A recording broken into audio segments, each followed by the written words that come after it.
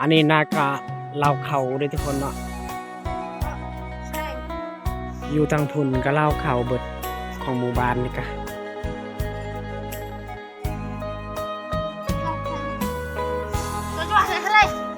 เพราะว่ามันแตกต่างใส่อยู่มันเป็นเล่าเขาโอ้เล่าเข้าเนาะอะยะ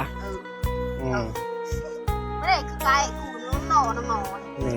เอาน้ำช่องให้มันเป็นอ่องเล่าเขาเอาละอยากทอนเอาให้โดยในเปลเด้งจะอ้อยโดย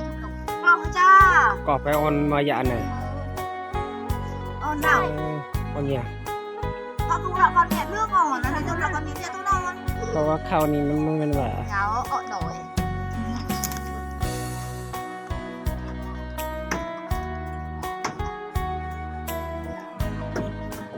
อันนี้นะก็เล่าเขาคือกัน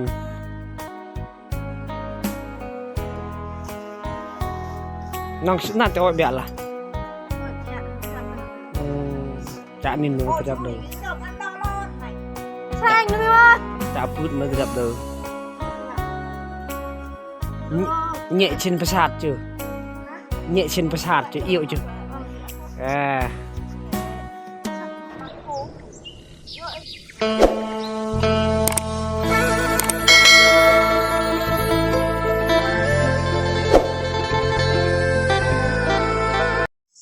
เอาสวัสดีทุกคนสวัสดี FC ผู้ติดตามนะครับชมตอนนี้ก็อยู่ชนบทได้ทุกคนเนาะก็โดนเธอหนึ่งไม่ได้ลงคลิปเพราะว่ามันข่าวเวียกหลายทุกคนเลย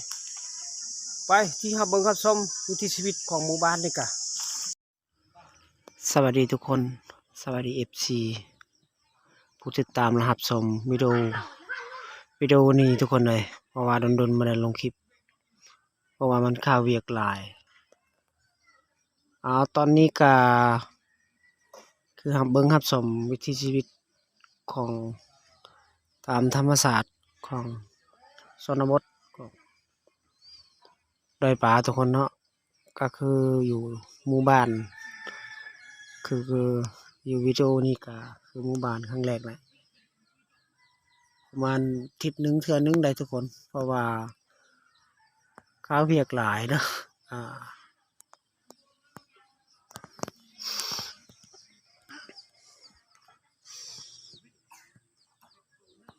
อันนี้นาเจ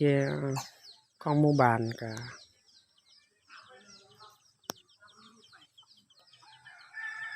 อันนี้แมนสวนข้าเจ้าปลูกผักหอมผักเสริมกะประมาณนี้แหละทุกคนเนาะ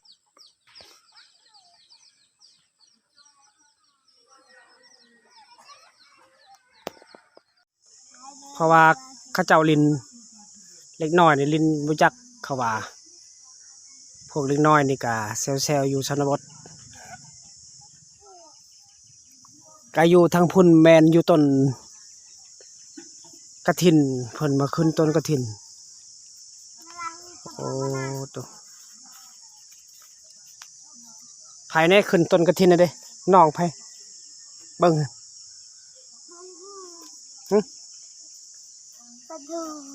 ไปบอกเราเด้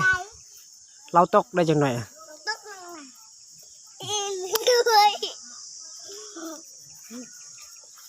เพราะว่าชนบทเดิมมื้อนี้สบายดี FC ผู้ติดตามนะครับชมวิดีโอเป็นดอกเลยกว่านะ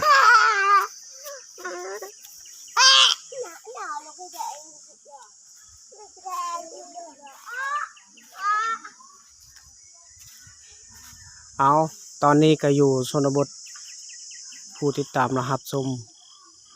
วิดีโอบาวลิงชนบทเด้อ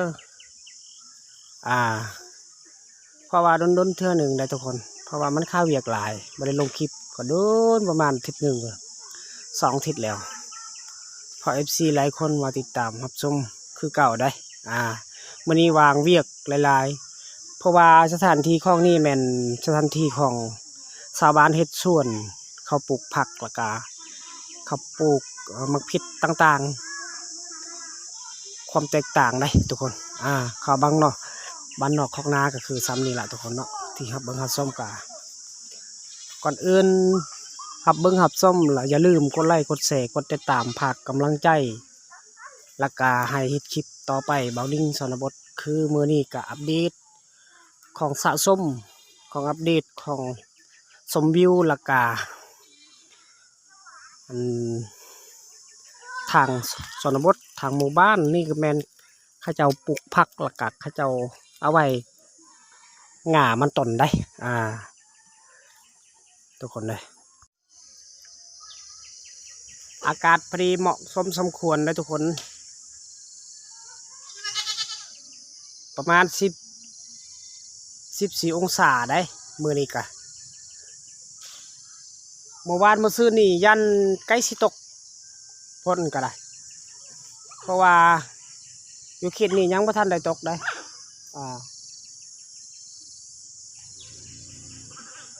อันนี้หน้าหมู่บ้านของบ้านป่าชนบทเขตดอยสมเผ่ามังกร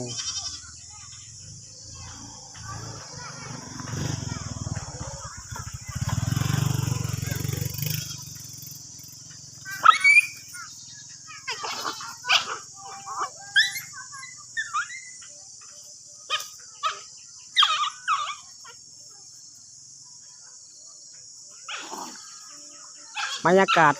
บ่ได้เหมาะสมควรเนาะเพราะว่ามันหมอกหลายทุกคนอันนี้นามันต้นมักม่วงได้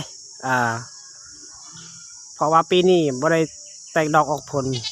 บ่คือปีกายป้าตุจนเลือกกินได้ทุกคนอันนี้นากระเลาเข่าได้เราเข้าเก่าเพราะว่าเข้าไก่สิเบิดแล้วประมาณ2-3 สอบแล้วก็มีแต่ข้าวปลูกได้ข้าวกินมันเบิดแล้วอยู่เขตนี้มันเขตเขาเจ้าอาชีพหินไห้แล้วก็เฮ็ดนา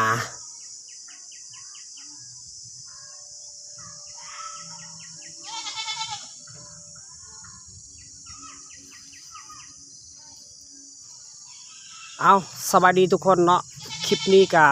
จบเพียงเท่านี้แหละทุกคนมื้อหน้าก็อัปเดตใหม่กาคลิปนี้กาขอเก่าคำว่าให้อยู่ดีมีแห้งทุกคนอยู่ภายในและต่างประเทศที่รับเบิ่งรับชมที่ซัพพอร์ตให้